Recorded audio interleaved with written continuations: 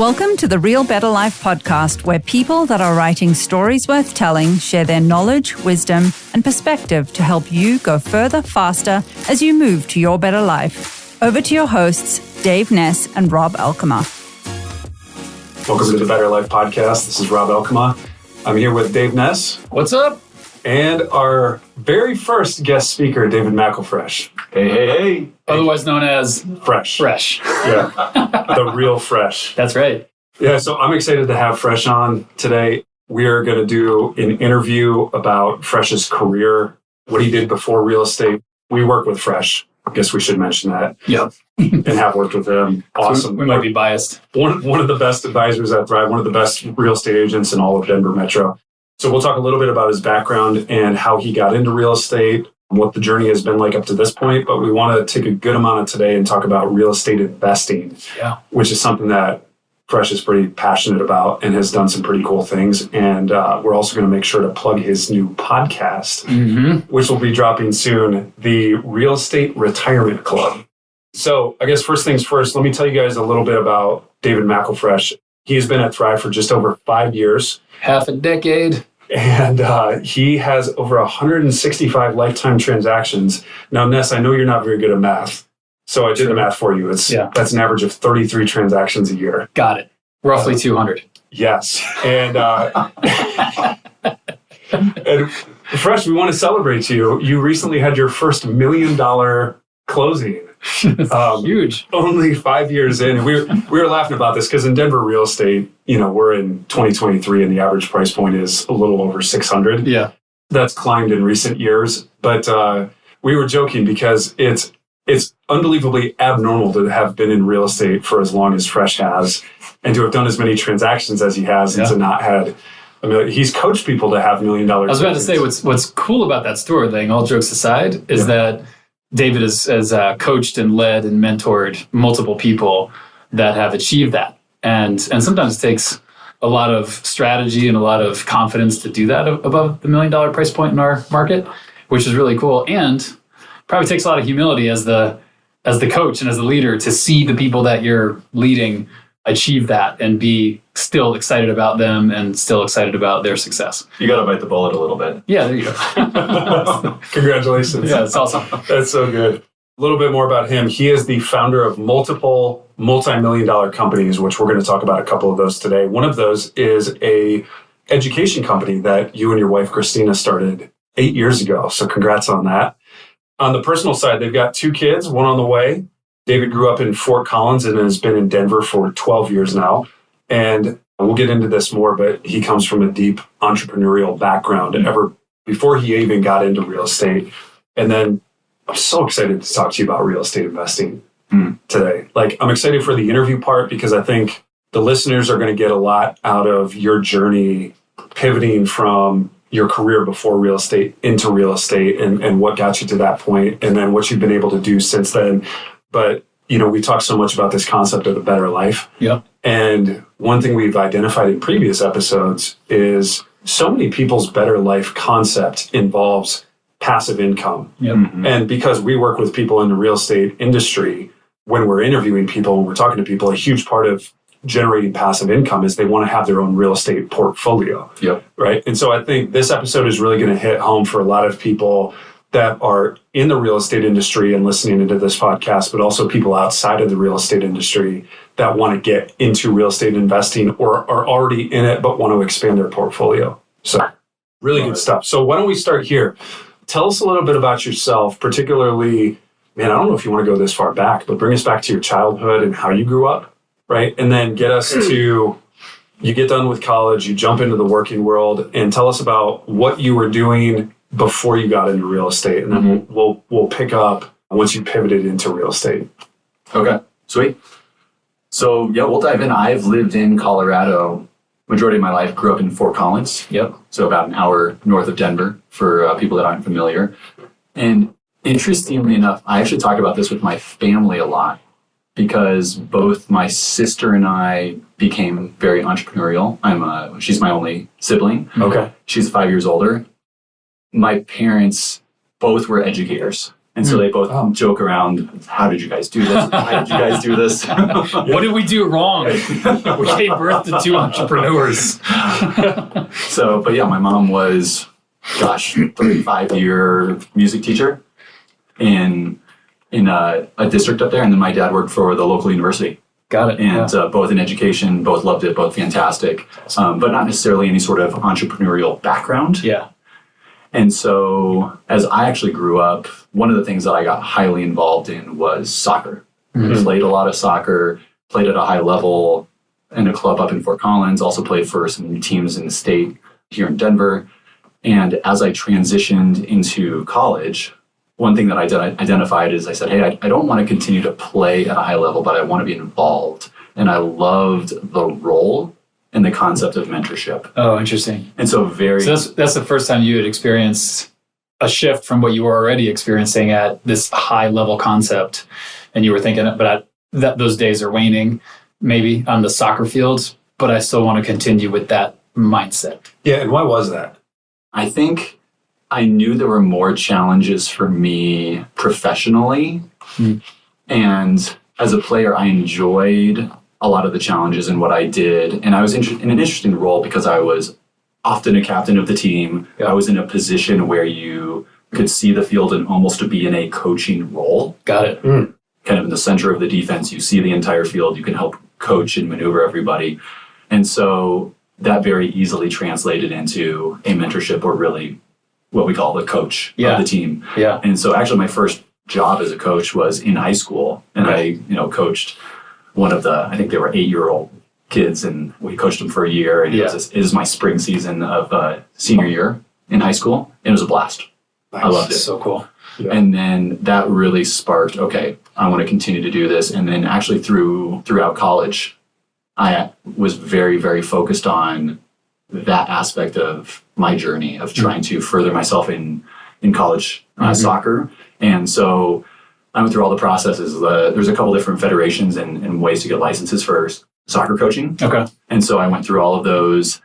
And actually, it was kind of wild. I remember one of them, it was kind of the precipice of the last license that you get. The guy said, I think you're one of the youngest guys here, because I was 20 years old at the time. From what I understand, I never looked into licensing as a coach, but I remember, playing college soccer a couple of years myself. Yeah. I remember coaches were always talking about, I have a U.S. Soccer Federation level B or level A or level whatever. Exactly. That's a lot of work to get those licenses.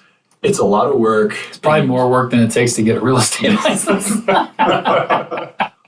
Sadly, yes. I was going to say, hey, have you talked to Dora about that? Oh my God. So, no, but it was a fun process to go through that. Yeah.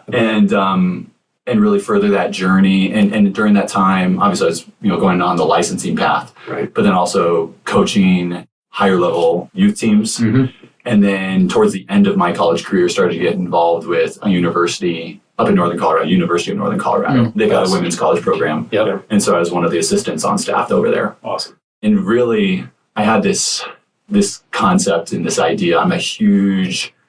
I love following big, successful personas in coaching. Yeah. And so, John Wooden is one of them. Yeah, I was about to say. Mike Krzyzewski has been a huge favorite of mine. And so, of course, with that concept, college coaching was attractive and exciting. Sure. And so I, for a long time, wanted to go the college coaching route in soccer. Got it. Yeah. Yeah. People that are doing it for the love of the game, not for the money. Yeah. Well, and particularly at every age, you can make a huge impact.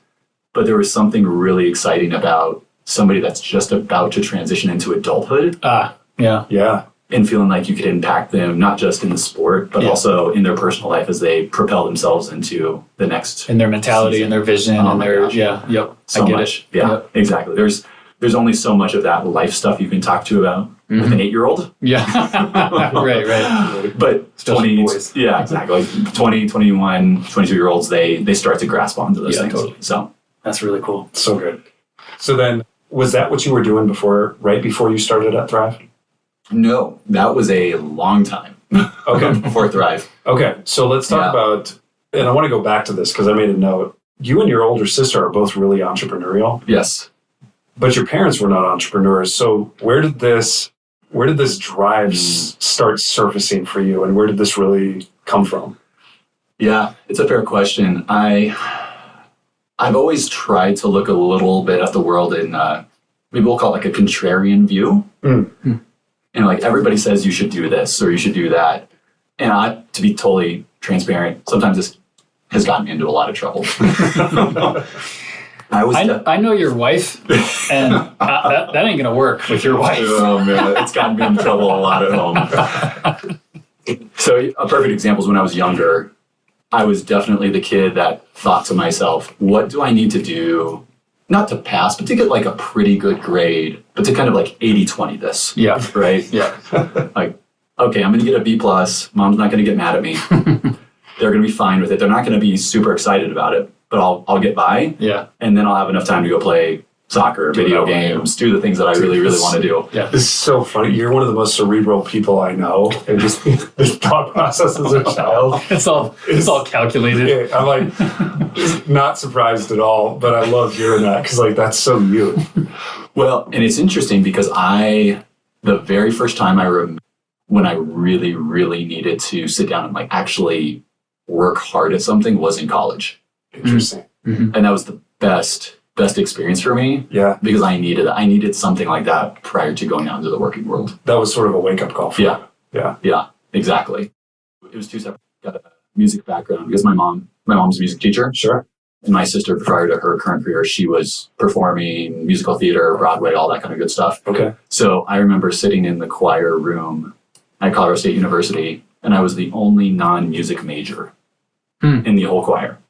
Everybody else, eat, breathe. Full on music. All day long. Yeah. And I was like, if I'm going to hang with these people, I got to practice a lot more than I am now. Because I just show up and I'm like, I think I can do this. Right. That's what you do in high school. Right. Yeah. And it's not working. Yeah. Did you play an instrument or did you sing? It was singing. Okay. Yep. Yeah. Nice. Yeah, I was a bass in the choir. I had no idea. Yep. Exactly. That's cool. That is something I sometimes try to keep close to the vest. So we don't ask you to stand up That's at a company meeting. exactly it. Yes, we got to do that. Now, July full 11th, disclosure, right. I'm usually the guy in the background that's doing the boom, boom, boom. Oh, got it. Right? That sounded a lot like the Oompa Loompas from Willy Wonka. Yep. Anyway, so that was the journey, and that's where we kind of finished up in Fort Collins. Okay. For jobs and all that kind of stuff. My wife actually got a great opportunity in Denver. And this was postgraduate. We both did our grad degrees up there and then moved to Denver because she got a great opportunity. And we'd also talked about, we just love Colorado so much. Yeah.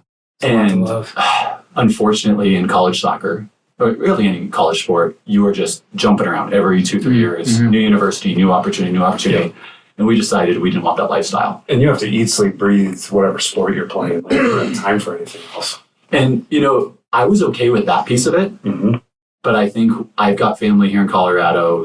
Fortunately, my wife's from Chicago, but she was okay staying in Colorado. And I just said, okay, we've got to balance some of the lifestyle pieces here. So I transitioned from college to the youth sport. Okay. And I got hooked up with a club here in Denver. And it was a great gig. I actually ended up being their marketing director and business director, kind of business development is really what it was. And so I got to do, by day, 6-7 hours of that day job. And then I still then had the opportunity in the afternoons to go coach. That's awesome. Some pretty high level teams. Yeah. And for 3-4 years, I was like, this is the life. Perfect. Right? Yeah. You get part of your brain that gets worked. The business aspect exactly. of it. Yeah. And then I still get to go coach and have that passion. Yeah. So cool. So that's what brought us to Denver. And then there was a certain moment when I talk about that contrarian thing. I think with a lot of jobs, there's a little bit of some corporate feel. Sure. And I started to feel that a little bit at the club, where you're either bumping into a ceiling or you're just having to do things that you feel like are, I don't want to say below you, but they're not challenging you. Yep. And when I started to feel that, I started to basically have conversations with my wife about, hey, what could be next, right? And we just started to brainstorm. And just like anything, she was running into some friction points she was a K-12 educator at the time. She was an 8th grade science teacher. Okay.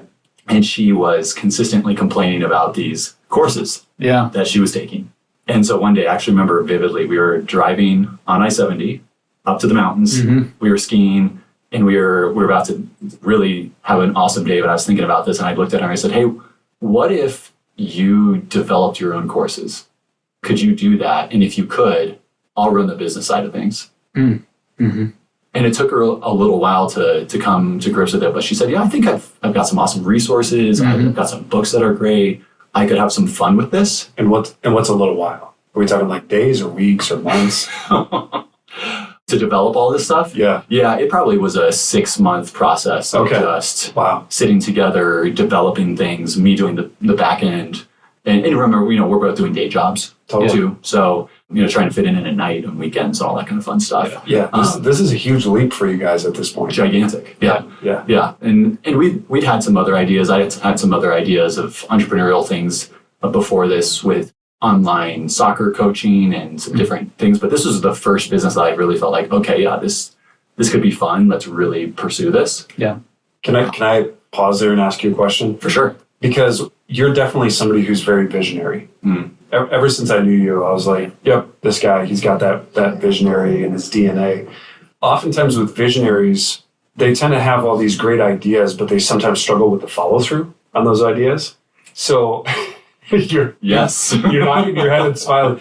But yet you guys launched this business from the ground up, which any business you're launching from the ground up, whether it's real estate or an education company like you guys started back in 2015, it's a lot of work to launch anything. Yes. And so I guess a couple questions.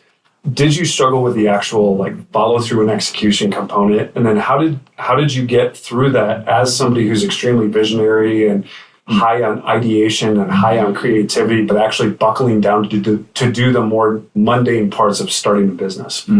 Yes. Two pieces to that. Mm-hmm. Number one, I was very fortunate that I was partnered, because you say I'm that visionary role, I was partnered with somebody that is the integrator role. Was that Christine? And that was my wife. Okay. Right. And she was great at developing the courses. I mean, she did all of the hard work. That's genius. You married an integrator. It was totally by chance. For the listeners, that's a reference and a tip of the hat to Gino Wickman, EOS, Entrepreneur's Operating System. It's a book. It's also a whole coaching program. It's a whole theory. It's a whole approach to business that I know and love. So does Rob. Yeah. And of course you do too, David. So that's just a reference. We'll throw this in the show notes. If you're familiar with EOS, well, I'll say this. If you're not familiar with EOS, go pick up the book Traction. Yeah. That's a great starting point. If you've already read Traction, you're like, oh my gosh, I love EOS. Specifically when you're talking about visionary integrator, go pick up a book called Rocket Fuel. Yes, solid. And that'll take your understanding to a whole nother level, right? And I know you recommended that to me about a year ago. Yeah. I read it and I was like, why didn't I read this 10 years ago? I know. These are the books we should have all read in high school. Yeah. So go ahead. You stumbled into this visionary integrator relationship almost by accident. Yeah. 100% by accident. I didn't know about it. I didn't even know at the time my weak spots as a visionary, but I was very fortunate that she was the one that was doing all of the day-to-day hard work of developing all the courses, and I was doing all of the, set it up, set it and forget it, right? The 80-20 that I've done my whole life. Yeah. Right. Yeah. So good. And so that was number one for why things worked well. But to your second point, the other reason why I think it worked well is, and I always say this, when somebody's trying to start something new or make change, the pain was big enough. Oh, okay. Talk more about that. Where was the pain coming from? Yeah, it was from the day job. Okay. I was finally starting to feel the pain enough at my day job. Feeling like you were stuck? Multiple things. I was stuck. I wasn't having enough opportunities. I was trying to figure out what would the next... I think when you're in a job and you can see what the next few years look like, that's exciting. Yeah. And I was starting to get to a point where I'm thinking, I don't foresee a future that's exciting to me. Yeah. And just as a clear example, I would have to go into the office of a colleague who was very, very good and knowledgeable as a coach. Yeah.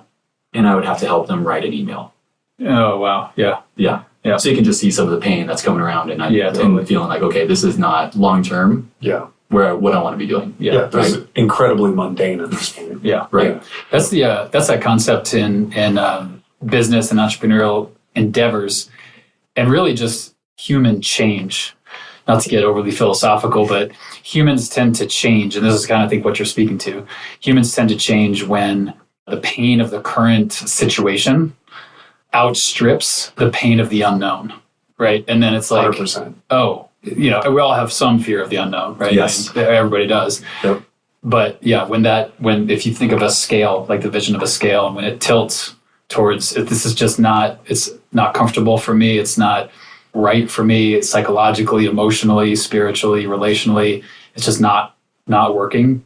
And we should probably note, not working probably over a protracted period of time, because we all have to go through seasons that we don't like and that are difficult. And I'm glad because as soon as you said that word pain, I thought of the exact quote that you just referenced. Oh, yeah. The people don't change until the pain of change is less than the pain of staying the same. There you go. Right, which is exactly where you got to. Yeah. And what's so good about that, though, is all of us have those seasons, right? Where you had this season where you jumped into something you were passionate about, but then it became something that became very painful for you. And what's good about that is you start to discover what you don't want in a long-term career. And I might be jumping the gun, so if there's other things you wanted to add, feel free. But that's a great segue into where we wanted to go next, which is how do you get to the point where you pivot into like this 180-degree turn into real estate? It's so different from what you had been doing. But you would also, I want to just encourage anybody who's listening to this, if you're in a position where you're doing a job that you don't love or you're doing a job that you're not necessarily passionate about, a lot of times that helps you get clarity on what it is that really makes you come alive and what you want, because it shows you what you don't want in whatever it is you do next. Yeah. So talk about that for a second. Yeah. No, it's a good question in talking about the transition into real estate. I think we had to do it methodically in each one of these transitions in order to feel comfortable with the risk and the pain involved. Yeah, because you guys started this education company in 2015. Correct. But you didn't dive into real estate until 2018. Correct. So really to kind of visualize this, the way it worked is I stayed in my job and my role, and we were working nights and weekends until we got to the point of, with our education company, I could go full time with it and we both felt good. It was still a risk, but it was more of a calculated risk at that point. And how long did that last? So I did that role for about 2 years. Oh, wow. Good for you, dude. Yeah. Where I was hats off. Yeah. And they're all the things, right? You work hard. But I think there's a certain part of it too where like every night when I was working hard, I was thinking, hey, this is paying it forward for a certain moment. And I think there are certain seasons of our life where that should be okay. Yes. Right? Like there's a lot of times where people say, hey, I want things to be easy. I want it to be fun. I think there are certain seasons of life where it's okay to say, hey, this is going to be hard for this moment. Yep.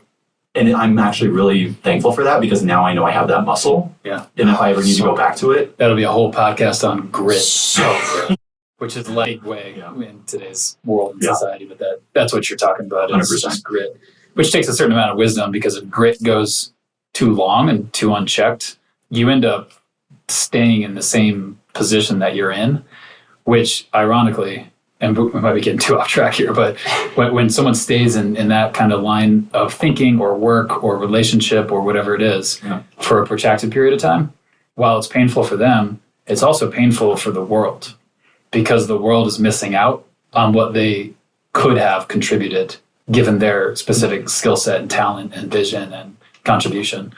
Just give me chills. Yeah, so we're going to end there. What's funny is I don't think I've ever heard it said that way, but you're right. Yeah. Right? Like you have these gifts and talents you get to unleash on the world around you. And if you stay in that phase for too long, those never get released. You're just constantly addicted to, I have something to prove, right? I'm constantly doing things today to live for tomorrow. Yes. And that can end up, you're mortgaging happiness, you're mortgaging future rewards for what you're doing today. And it's just this perpetual state of sacrifice. Yeah, absolutely. Right. So, but I agree with you. Like that's really, really healthy for a season. And I wrote down one of my all-time favorite quotes, Ness, you'll love this. It's Jerry Rice. He says, I'll do today what others won't, so I can have today what others can't. Yeah.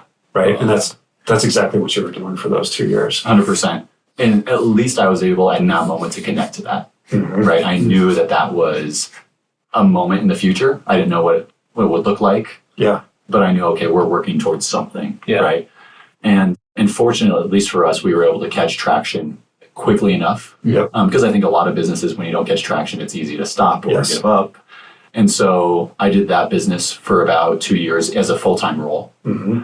And then we made a great transition where then I just wasn't feeling fulfilled or even, I would say, mentally challenged. Mm-hmm. Once I got the business up and running, then it was, hey, what new courses can we develop? And it was more of the focus in my wife's area of expertise, and it was less of the business side. Which is tied back, what you just said is tied back to what you mentioned 20 minutes ago when you were playing soccer at a high level. Yes. And then realized, I thought the same thing as soon as you said I want to go into an occupation of some kind, but whatever I do, I need to be at the highest level, I think was the quote.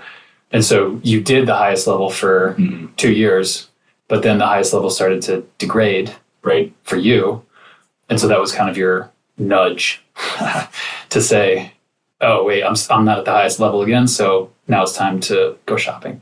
Exactly. For the next, yeah, got it. Exactly. Makes sense. So it was great opportunity. I transitioned into then wanting to go into real estate. Real estate wasn't at that moment the definitive, yes, this is it. Yeah. But it was a new career. And then the goal was my wife would then transition out of her role. Yep. And she would then run the company. Okay. Yep. And again, another calculated risk, but we felt really good about where we were at and jumping into that. So again, I think there are lots of opportunities for risk in life, but I think if you do them correctly, they can be really, really exciting. Yeah. And the downside can be really minimized if you do it well. I know you well enough to know that you're highly calculated, with risk, but also you don't get stuck in analysis paralysis. No.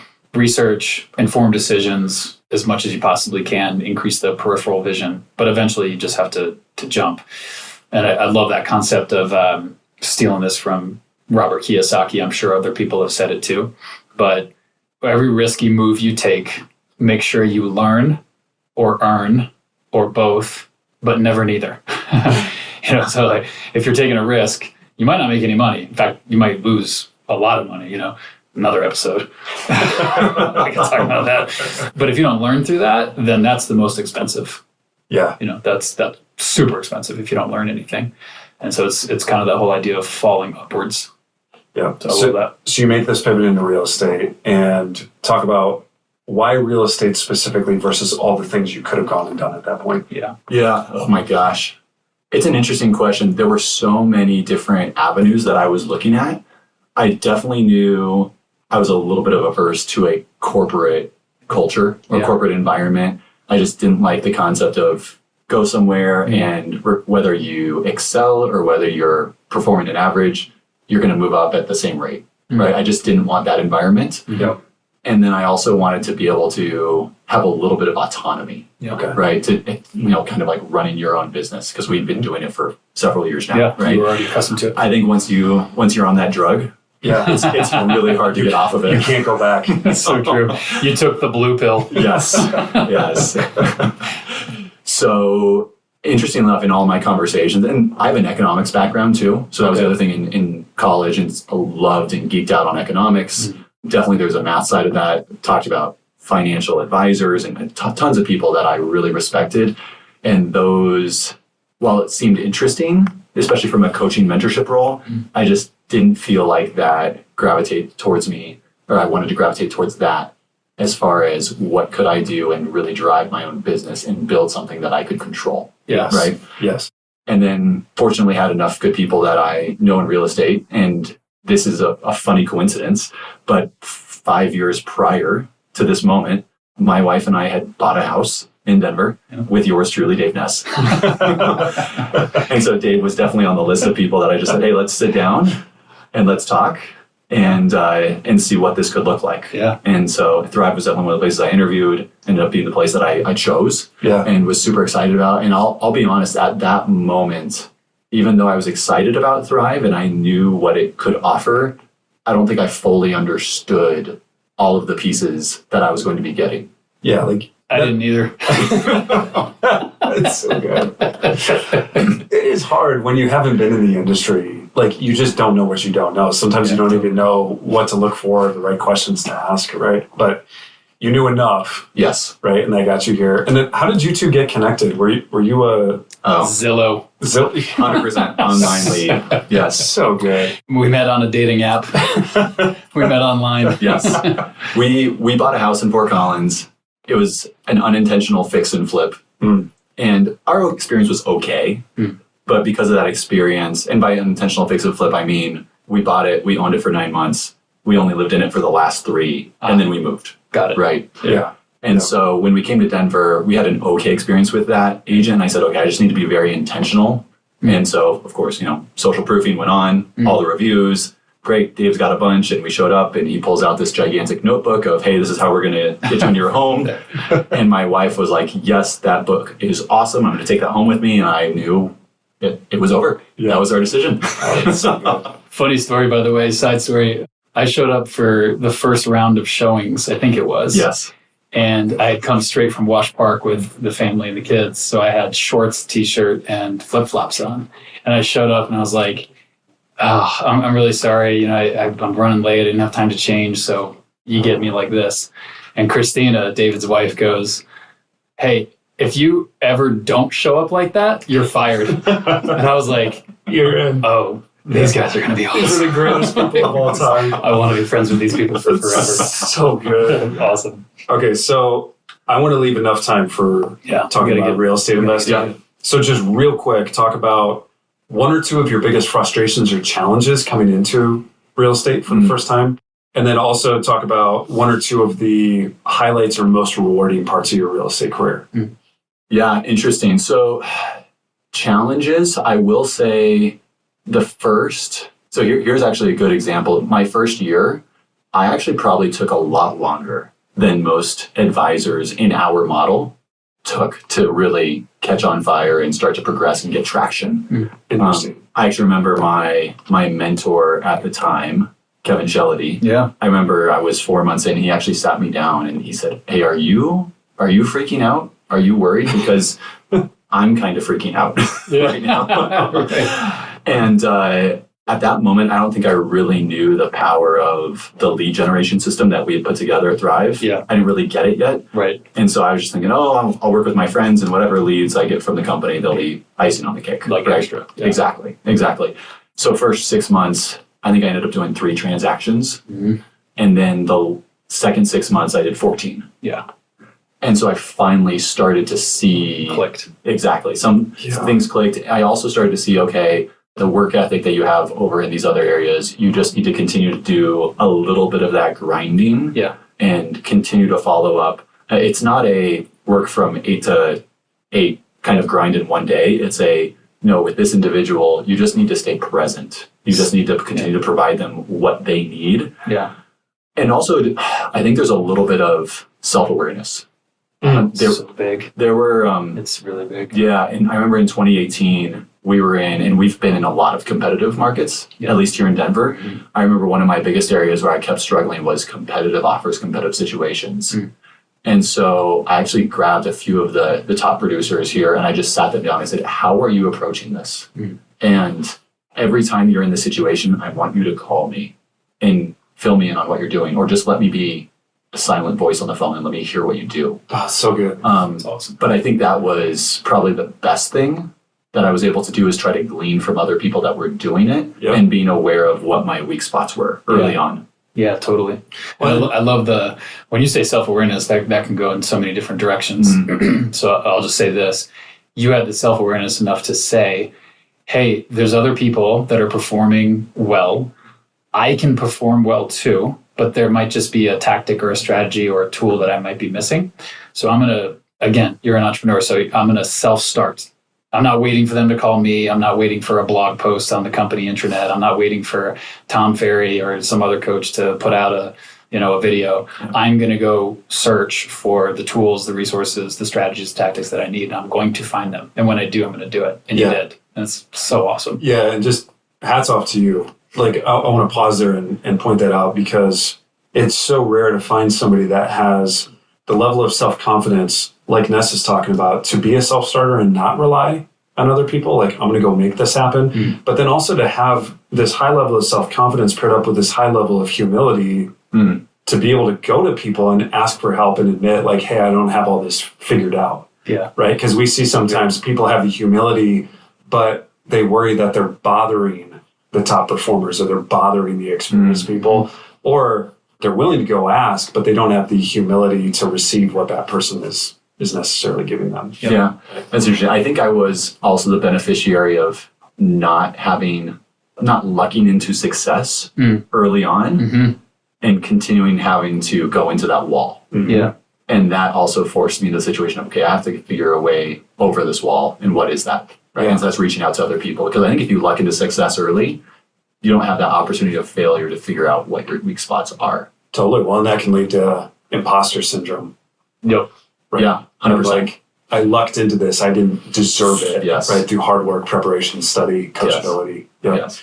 Good. And then what have been some of the most rewarding parts, and what have been some of the highlights of your career over the last over 5 years? Oh, yeah. It's easy. It's either clients that you're working with and working through really difficult, tough situations, and I've been fortunate to also be in some mentorship situations and have some agents, or as we like to call them, advisors, really excel and move into positions where they just never thought they could be possible, right? And there's so many stories. That's a whole other episode on some wild stories. This is where I wish we had more time. Yeah, but that's a really, really great opportunity. This role, you just get to work in so many one-on-one, very personal situations. I mean, the role that you play in these people's lives, It's huge. it's unbelievable. Yeah. I mean, some people that, literally, they are telling me they're days away from losing their home. Yeah. And we were able to sell it. Yeah. And get them the money that they need and into a good position and all that kind of stuff. So cool. And then other situations where it's a little bit more exciting and light and, hey, we're moving on to this really, really great situation.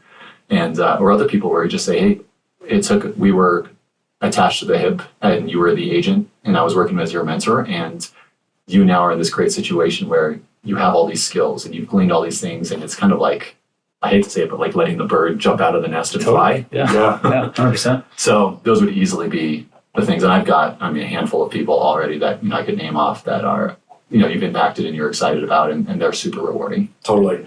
So we'll go into the last phase of today's episode. And, our vision statement at Thrive is helping people move to their better life. That's the whole why behind everything we do, which, no surprise, that was where a lot of that emotion came from, is helping clients you worked with move to their better life through, buying and selling homes, or these people you're mentoring and helping them move to their better life and watching them grow and get to their next level by leading by example, pouring into them. It's so good. And then if we fast forward through, here you are in year 5, and talk to us about, you sort of paid your dues on the front end of the career, like building this database, putting in the hard work, like gaining experience, gaining knowledge, learning for yourself. But then eventually you reached the point where you got into real estate investing and you started building this portfolio, and you're at 24 doors as of today. Correct. Talk to us about how you started on, when did you start on that journey? How did you start on that journey? And then that is not without its own friction points, right? It's overwhelming, right? There's a lot of, it's just a couple clicks on Amazon. 24 doors, done. Right. Cash flow immediately. All No these risk. different sources. You could go long-term, short-term, multifamily, local, out-of-state, midterm. You can do midterm rentals. You can do fix and flips. You can do the BRRRR method, right? There's all these different things that you can do. And so to Dave's point, you are incredibly cerebral, but you're not somebody who falls into analysis paralysis. So how did you get to the point where you knew it was time? How did you pick the route that you have gone? And then talk to us about some of the highlights and lowlights of real estate investing as you progress through your personal real estate career. Sure. Yeah, I think the real estate investing probably mimicked the personal, or really we'll call it the professional life of, we made calculated risks. Yeah. Right? They weren't crazy, but we felt like we were in the position where we could try this. Yeah. And the floor was worst case scenario. So actually the first real estate investment, I joked about the unintentional flip. Oh, yeah. We won't talk about that one, but really it was our primary residence that we bought with Dave Ness. Yeah. I don't know if you remember this. I felt like we were the worst client ever because I was so gung-ho on, we have to find a house that can be split into 2 units because I wanted to, now it's called house hacking. I was going to say, you were doing house hacking before house hacking was really a big thing. Exactly. But it wasn't a thing back then. And I don't know why we connected with it, but I was just in my head, I was like, we have to have this. And I remember looking for weeks and weeks and weeks, and Dave was like, oh my gosh, these people are horrible. But I actually remember the house that we ended up buying. It was probably the last house we looked at, and we were about to say, hey, we need to either expand our search, we need to change things. Yep. And we just lucked into an awesome situation where things didn't need to be changed, and it worked out great. Awesome. So we bought a house, had a carriage house, we rented out the carriage house, and it was fantastic. And that was our first real taste of being landlords, investors. And I loved it because we were so close to the property, you had to be hands-on. You were right there. Yeah.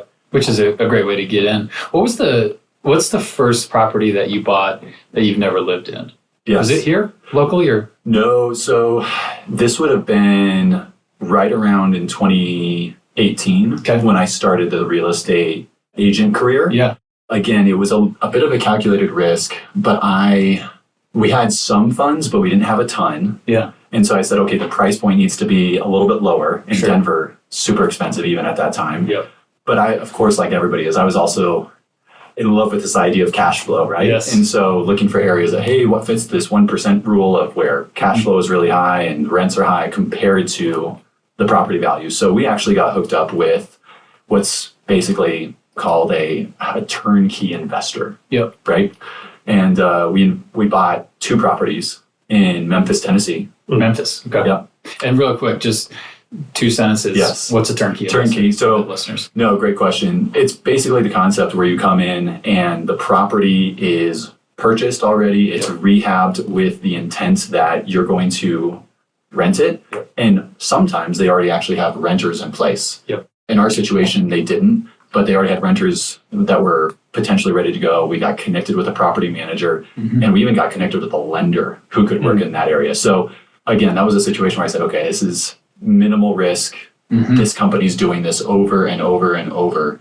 Let's give this a go. In worst case scenario, it's a low price point. Right. So we're investing minimal money into this. And what type of loan did you do on that property?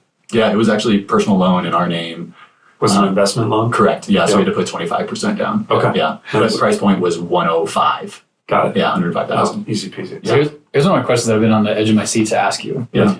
So buying your primary residence with an ADU, as it were, which is an accessory dwelling unit for folks that are listening in, is one thing. That can be nerve-wracking and full of emotion and full of anxiety for sure. But buying something that's you're not going to live in and that's strictly an investment, the anxiety around that for the listeners, I'd love for you to talk about what was your biggest mental blocks before you actually pulled the trigger to do that, even with a turnkey situation. And just, think back to that, because now 24 doors, a lot of listeners are like, well, I don't even know what that looks like. And he's probably got all systems and, property managers and QuickBooks and the whole thing set up. But that first one, what was like the top or, 1 or 2 mental blocks, not knowledge blocks or any of that, just mental blocks. And then when you made the decision, what did it feel like and what did it look like on the other side of those mental blocks? Interesting. I probably felt a little bit more of that on our next investment. Okay. So then I can go with that one. Do you want me to do that? Yeah. So we very quickly, Memphis ended up being pretty good. We were also fortunate during that window that, property prices nationally were going up. Oh, sure. We were super fortunate there. We ended up selling those, and then I called it my COVID project. March, April of 2020. Yeah. I literally spent 6 to 8 weeks just investing. And I think this might be a little bit of what you're talking about, is how to get over those mental blocks. Yes. I said, okay, I'm not just going to look at a metro, but I'm going to call and personally speak with the property manager that I want to work with for half an hour. And I'm going to ask very specific questions. I thought my biggest learning moment for our out-of-state properties in Memphis was that I just didn't really have a good buy box. And by that, I mean, what are the parameters, right? What's the price point? What's the area that you want to be in? What kind of a house do you want? All of those pieces. And why? Yeah. What's the strategy? Yeah, exactly. Is really what you're getting at, yeah. And so I really was able to hone in on what's the strategy and what's our buy box. And I pivoted a little bit and identified that I wanted to invest in Kansas City, Missouri. Okay, yeah. And I got to the point where you could send me an address. I'd plug in the address into Google. Yep. And within 5 seconds, I could tell you yes or no. Oh, wow. Because just from the geographic area, I didn't want to be in an area where it was street to street, because there are plenty of those in every metropolitan area. But I wanted to be an area where I could say, yep, in this large area, anything works. You're good. Yes. Yeah. And so I think during that window, during my COVID project, I spent enough time connecting with the people that were important enough and that really were knowledgeable. I got an agent out there just in case I needed one that would actually, literally, I would go and I pay them like $20 and they do a video for me and they would walk through it and I could ask them questions, kind of like a Zoom. Awesome. Right? Yeah. I got somebody that was ready to do all the rent readies. Okay. So I felt like I had all the stuff ready to go. So that before you ever bought anything. Before I bought anything. So let's just recap real quick because there's some nuggets in here. Big fat. So good. So did you pay anybody else besides a real estate agent $20 to go video? No. So it didn't cost you barely anything, right?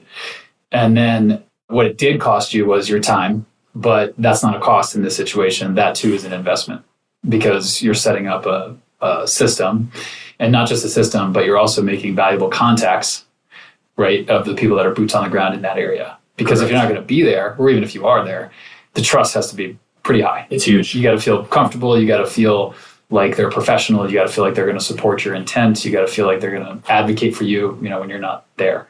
But all of that happened before you pulled out your checkbook.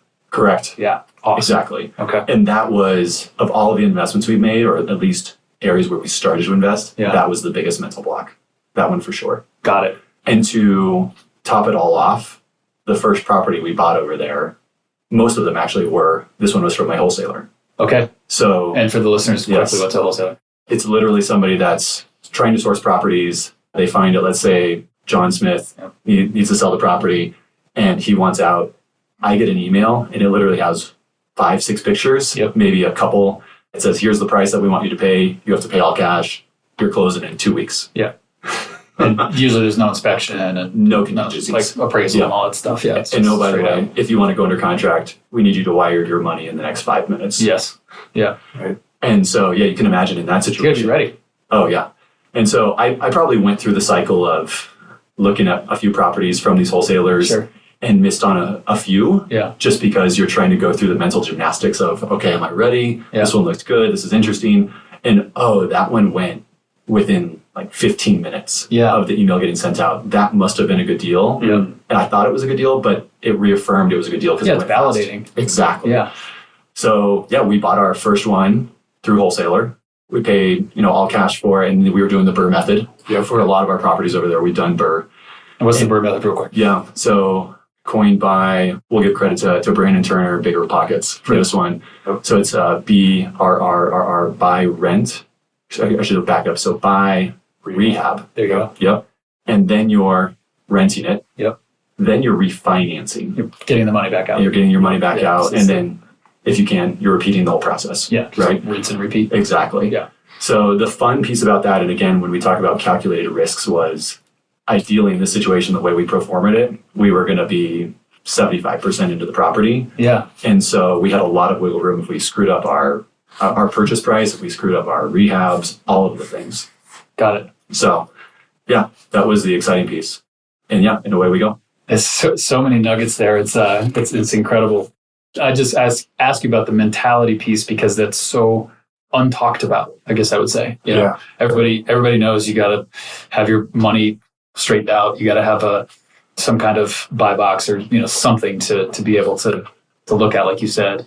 And so I just wanted to hit on that part of it because the mentality piece and the psychology of it, it's a lot of money, and it's not something you can just if you're buying a stock and you buy it and then your spouse gets home and yells at you for buying it, you can just sell it.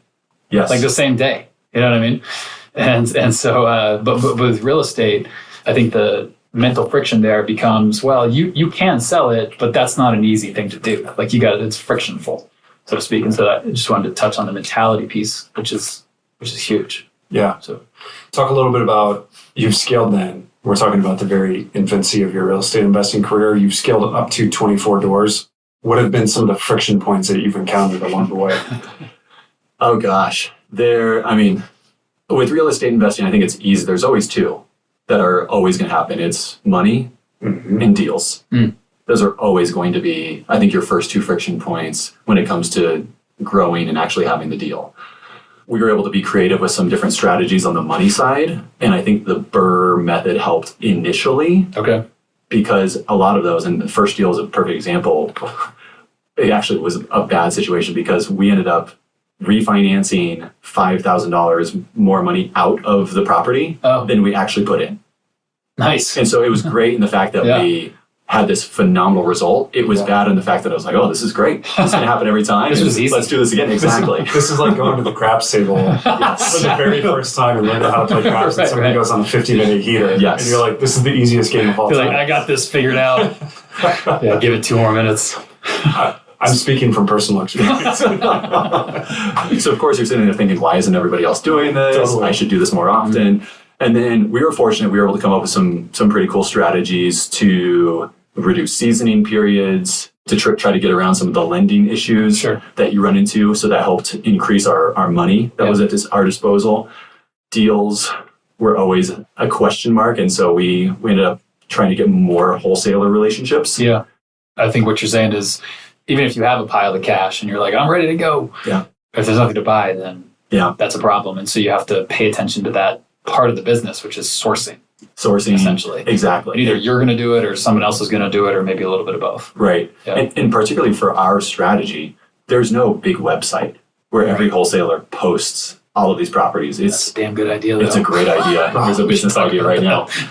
We should probably not release this episode. Come up with this. Yeah, that is really good. Can you guys sign this right now? NDA. So how did you then go about finding the wholesalers that you did work with? Again, it's a kind of one of those, it was during COVID, it was when things settled down a little bit, but it was more of just for 3-4 hours, you Google search it and you call every wholesaler that you know. Then you ask the agents that you have contacts with in the city, hey, do you know any of good wholesalers? Just pretty much anybody that you can think of. Just networking. It's exactly it. Yeah. And but you have to pick up the phone and actually do something. You've got to do the work. Yeah. Exactly. Yeah. So we increased our deal flow, or at least what we were getting in, and that at least gave us enough opportunities where I felt like, okay, we're getting some things in and I just have to now analyze it and decide what we want to move forward with. So we did, over the next year and a half, we probably did a property every 4 months. Okay. Where we bring it in, rehab it, get the money out, and put it into the next one. Single door properties? Yeah, these are all single family homes. Yeah. Okay. Correct.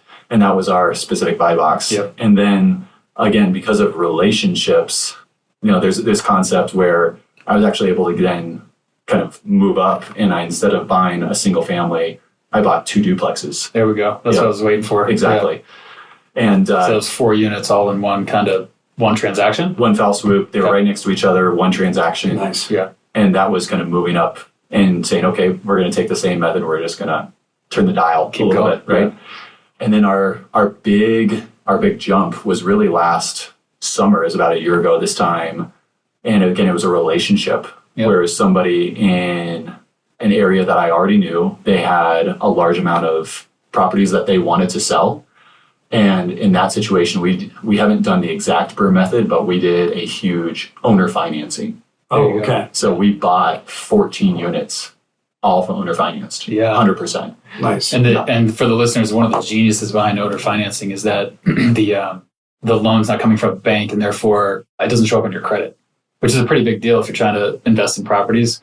Most banks have a 8 to 10 unit limit where they kind of start freaking out a little bit. At least the name brands out there, the U.S. banks, the Chases, Wells Fargo's, and all that. It doesn't mean you can't do it. There's plenty of local banks usually that are willing to do that, or just private money. But it's still awesome that you could buy 14 units. Is that right? 14? Correct. 14 units and have it not show up in your credit. Correct. Anywhere. And not pull $1 out of my bank account. And no, yeah. So it's like you bought it for free. Not really, but no money out of pocket. Correct. Yeah. Exactly. It's awesome. It's so good. So, yeah, and we've been, for the last 12 months or so, I like to call stabilizing that project, because there's a reason why they wanted to sell 14 units all at once. Right. There's always a reason. There's always a reason. Yeah. But yeah, now we're in the position when I looked at our life, and by that I mean my wife and I, we kind of put it into phases. And phase 1 was can we get to a point where we say, hey, all the properties that we have will cover our expenses and especially our retirement? Yes. Right. And we're very fortunate. We're kind of at that point now. Yes. And so now the future investing, the vision has changed a little bit. And now it's okay, what do we want to do? Yeah. And what sounds exciting? Yeah. And now the negative of that is that there are so many opportunities. It's almost better when the vision is narrowed and you say, I have to do this. Yeah, it's more targeted. Exactly. Yeah. Now it's okay, we've got a lot of different opportunities here and that kind of stuff. So and really quick, I gotta ask this. This wasn't, part of the necessarily the agenda, but there's probably a lot of real estate agents that are listening, more than likely. Talk about what it feels like at this point you're still in real estate, you're still acting as an advisor, and you're still working with clients. And because of that, and just the nature of the industry, there's really nothing anybody can do about it.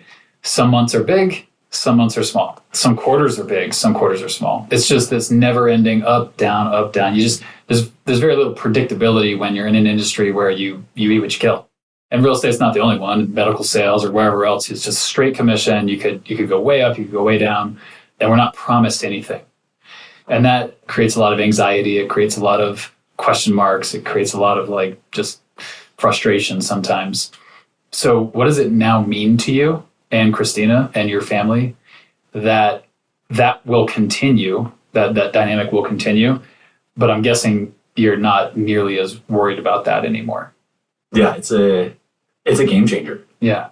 And there's a lot of reasons for that. We've gone through a huge family change over the last 5 years. And when I started in real estate, we had no kids. Right. We now have 2 and 1 on the way. I mean, that's a big shift. Yeah, it's huge. And I remember after my second year, no assistant, 41 deals in 1 year, my wife and I looked at each other and we said, we can't do this again. Yeah. Right. And so having the ability to start to pick and choose, this is what I want my day-to-day and my year to look like, as opposed to having that being dictated. Kind of have to. Yeah. Exactly. Yeah. Is we're very fortunate, but it's also exciting. And you're not even thinking about, you're probably paying no attention to, are you going to be able to pay the mortgage? Are you going to be able to pay insurance? Are you going to be able to pay XYZ, ABC? Because there's investments that are paying all of that for you. Yes. And so, I mean, if you think about just when you're with a client and they're looking at a property and they're saying, okay, they're questioning themselves. Yeah. And maybe even legitimately say, hey, inspection came in bad or whatever. And sometimes I'm sure there are agents out there who say, oh, but it's okay. You'll be fine. Yeah. I can totally be in the position of, and we should be anyways, but now I have extra ammunition to say, I'm on your timeline, I'm on your schedule. Yeah. Whatever's best for you guys, let's do it. Yeah. If we need to terminate, which then ironically, of course, makes people want to work with you even more. Yes. Referrals, repeats. Exactly. The whole thing just kind of snowballs big time. Yeah. Yeah. It's so good. I just wanted to call that out because, like we were talking about previously in the episode, when the pain of staying the same outweighs the pain of change. Yes. That's usually when humans take steps forward. And that's a painful position to be in for anybody who's listening. And maybe you're not in a real estate agent position, maybe you're not straight commission, but you're kind of looking at your life going, man, is there any way I could just get my life costs paid for, covered? Mm-hmm. And what would that mean? Forget about becoming a millionaire or having, $50,000 a month coming in and all that. Maybe, but just having mortgage, food, insurance, gas, just basic necessities kind of done, where you just don't even have to think about it anymore. It's just a massive game changer. And that's the preferred picture of the future, is that. And so maybe we encourage, all of our listeners to keep that in the future. That will be what gives you the strength, gives you the ability, the guts, as it were, to buy that first property. And maybe you buy 24, maybe you don't. But to buy that first one is huge. But it's got to be for a reason, right? Yes. It's got to be for, I'm sure you didn't do it just for fun. No, it was connected. We had it had all mapped out, and how many properties do we need to get to point X? Yes. Right? Yep. And then it changes. Once you get there, the pain changes a little bit. Yeah. Right? And then you start to think about different things. And then just logically, I'll throw this out there too, just logically speaking, my guess is you're going to probably acquire more. But even if you didn't, what are those 24 doors on average, just kind of ballpark, what do they each rent for, roughly? Yeah, they're probably somewhere in the $1,200 to $1,500 a month range. Okay. So we'll just take it on the low end, 1,200. What's 1,200 times 24? Oh boy. Here, No. I got this. 288. Is that right? Yeah. I know this is probably a boring part of the podcast for the listeners. They're like, what a bunch of... So yeah, it's you're right. It's 29,000. That's why they pay me. That's right. So there you go. So call it 30 grand. And if the listener's like, yeah, but there's still a mortgage. Well, there's not always going to be a mortgage. No. Right. So that's going to get paid off, and not by you. Correct. But by the people you've recruited. They're called tenants, to help you pay your mortgage down. Well, and that's what they're renting for today. You think about fast forward to that's where I was going. Yeah, fast forward to the point where, well, it sounds like some of them you bought for cash and they may be paid off, but on a normal, I'm putting 20 to 30% down, and it's going to take me, even if you throw some extra in on the payments every month, you get those paid off in the next 15, 20, 25 years. But whenever they're paid off and they flip. That's where I was going. Yeah, that's pure profit. And I'm thinking that's probably what you income. and Christina are looking at going. And I don't know what your specific plan is, but if I'm guessing, I'd probably be going, if they have 24 doors all rented $1,200 each, then that's roughly 30 grand a month. And that's in today's terms. But even if we just did that and said, we're never going to increase rents, which is never going to happen. But even if that were true, I bet you're looking at it going, kids are graduated. It's just Christina and I. Our own home is probably paid way down or off. And we have, let's call it $25,000 a month coming in because you got to pay a property manager. Yep. I think we would all agree on the podcast. That's fun. That's a preferred picture of the future, right? Oh yeah. And the funny thing is, I'm going to say this now, shut up. But the funny thing is, people hear that, and my family is very similar to yours. They're not entrepreneurs. They don't think that way. And people hear that and they go, "Yeah, it's not guaranteed." And part of me goes, "You're right. It's not. Nothing's guaranteed. We can't say that." And it's based on an amortization schedule that is a contract. It's math. So kind of is guaranteed. It is going to go there. You know what I mean? Eventually. Now, am I going to live that long? Maybe not. That's not guaranteed. Sure. But that's one of the things I love about real estate is that it's not guaranteed. I don't want to communicate that, but the amortization schedule, you can look at it and go, in 27.5 years, we're going to be there. It's based on contract law. It has to be. And it's brilliant. So we got to wrap up. Yeah. I wish we didn't have to, because I've got 3 or 4 questions written down that I didn't even get to. So this is so good. Maybe we'll have to do another episode again. You do part 2. But real quick, as we're wrapping up, thank you so much for your time. And I'm looking at this going, dude, you're for sure writing a story worth telling in a lot of different ways. I definitely think what you shared today is going to help the people that are listening go further faster. Mm-hmm. And you're telling us about your story of moving towards your better life. But I think you also shared some things that are going to help other people move to their better life. So this was a great episode. And as we wrap up, what's a quick plug for this new podcast that you're about to launch, the Real Estate Retirement Club? I was going to ask that too, so that's perfect. And you get the last word. What do you want the listeners to know on this topic? So talk about your podcast that you're doing, which I think is going to be amazing, and I'll definitely be a subscriber. And then just last word, and then we're done. Yeah, so we're actually right in the middle of the first 5 episodes. It's the Real Estate Retirement Club. Real Estate Retirement Club. Yep, okay. Exactly. So if you're listening now, you can go check it out. Instagram, YouTube. We've got a YouTube channel. There you go. All the places. Cool. And the premise is there are so many great gurus out there. There are so many great places for real estate investing advice. This is really geared towards the people who are, hey, I love my day job. Right? I'm a nurse. Maybe I'm a teacher. Yeah. Maybe you are a social worker. Whatever you are doing, you don't have to completely uproot your life and change things in order to enjoy the fruits of real estate investing. There we go. And you don't have to own 20 doors. And there are a lot of places where you can own 2, 3, 4 doors. Sure. And it massively changes your life. Yeah. I love that. And so that was really the impetus for me, is there are so many places out there where they say, hey, here's a really tricky strategy, come follow me, or hey, come work with us and we'll get you 40 doors. Yeah. And my whole concept was, how do we help people get a little bit more financial independence? And maybe you just buy 1 or 2 doors with really, really simple strategies. Yeah. That as you're doing your job. As you're doing your job, as you're going about your life. So good. That anybody can do. Yeah. So that's perfect. Yeah, this is a different topic for a different day. But one of the things that's really cool is if you just get the journey started, once you get a property or two, if you've held them for a while, it starts to open up. It's easier and easier to get your next property once you own one, right? Because of equity, because of appreciation, right? So we don't have time to get into that, but I love that. Sometimes you feel this pressure of like, I got to do these big things like David is doing within a fairly short time frame. And the truth is you don't. You just need to get the journey started. Yeah. So definitely tune into the Real Estate Retirement Club. And then, as Dave said, any final thoughts or any closing words of advice or wisdom you want to share with the audience? Yeah, I think the biggest thing for me is people should be intentional with their life. And I know that sounds a little bit strange, but it's so easy to work and go to work every day and think about things and say, okay, this is what I'm being told I should do, or this is what everybody else is doing. And sometimes that's the right thing for you. But sometimes you should just sit back and look at it and say, okay, is that what is right for me? Or what could I do? And so I think if people were just a little bit more intentional and they put together their ideas of what do I want my better life to look like 5, 10, 15 years down the road, there's a lot of power in that.